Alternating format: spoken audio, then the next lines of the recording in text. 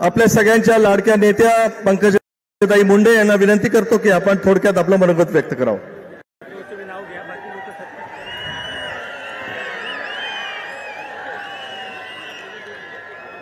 आज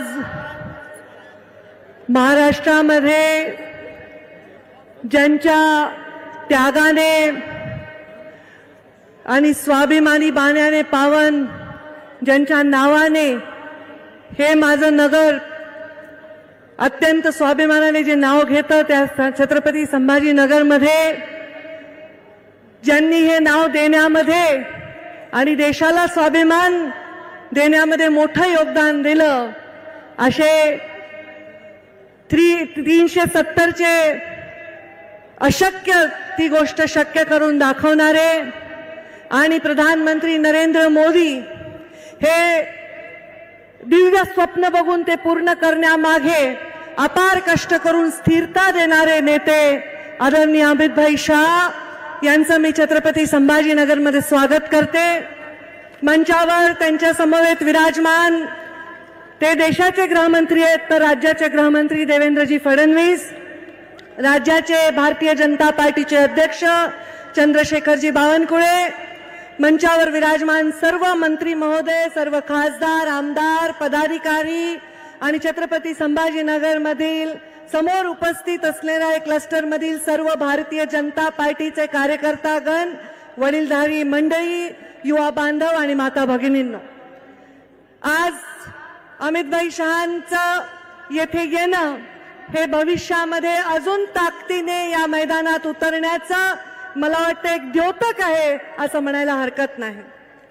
मी फार इथे वेळ घेणार नाही, पण जिंदगी के रंगमंच पर कुछ इस तरह निभाया अपना किरदार, पर्दा गिर चुका है तालियां फिर भी गूंज रही है असं ज्यांनी काम केलं त्या माझ्या पित्याच्या चरणी नतमस्तक होऊन एवढंच सांगते की या देशाला जेव्हा सगळ्यात जास्त गरज होती गरिबांच्या स्वप्नाला ठिगळं लावण्याची, एका गरिबाला खुल्या आसमानातून स्वतःच्या पक्क्या घरामध्ये पोहोचवण्याची, डोळ्यातलं माता बहिणीचं पाणी हे नळामध्ये आणण्याची, तेव्हा प्रधानमंत्री नरेंद्र मोदी या देशाला लाभलेले आहेत। आणि या सर्व योजना, या योजनांचे पूर्ण वाचून ज्यांनी दाखवलं त्या सगळ्या मंत्र्यांनी त्याची पुनरावृत्ती मी करणार नाही।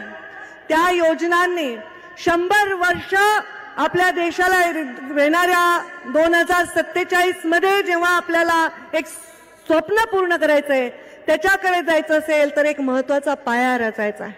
अनेक वर्ष ज्या फाटक्या टेंटमध्ये प्रभू श्रीरामाचं वास्तव्य होतं त्यांना मंदिरात नेण्यामध्ये जर यश आलं आहे तर त्यांच्यावर प्रेम करणाऱ्या, विश्वास ठेवून रामराज्याकडे डोळ्यामध्ये आशा लावून प्रतीक्षा बघणाऱ्या देशाच्या कानाकोपऱ्यातील प्रत्येक माणसाला असं वाटलं पाहिजे की रामराज्य आलं आहे, हे दायित्व प्रधानमंत्री नरेंद्र मोदींनी स्वीकारलं।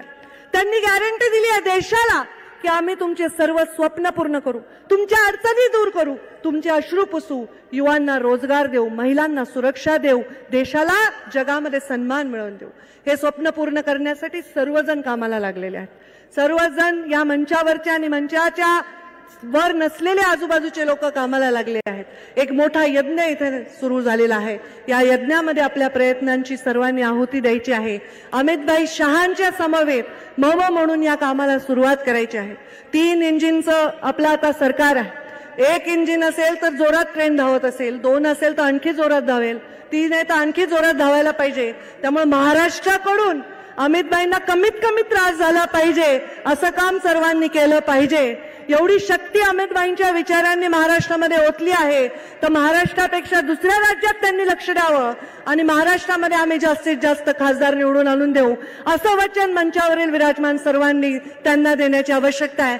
त्याच्यामध्ये छोटासा म्हणजे एवढासा चिमटी एवढा वाटा मी माझ्या परीने उचलायला सज्ज आहे। आपल्या सर्वांच्या आशीर्वादाने मी आपल्या सर्वांना वचन देते की अमितभाईंनी आता जे आव्हान करतील नक्कीच त्याच्या मागे फार मोठं स्वप्न असणार आहे। त्या स्वप्नामध्ये सगळ्यांनी योगदान देत राहतील असा विचार मी या निमित्ताने व्यक्त करते आणि माझ्या वाणीला विराम देते। धन्यवाद। जय हिंद, जय महाराष्ट्र।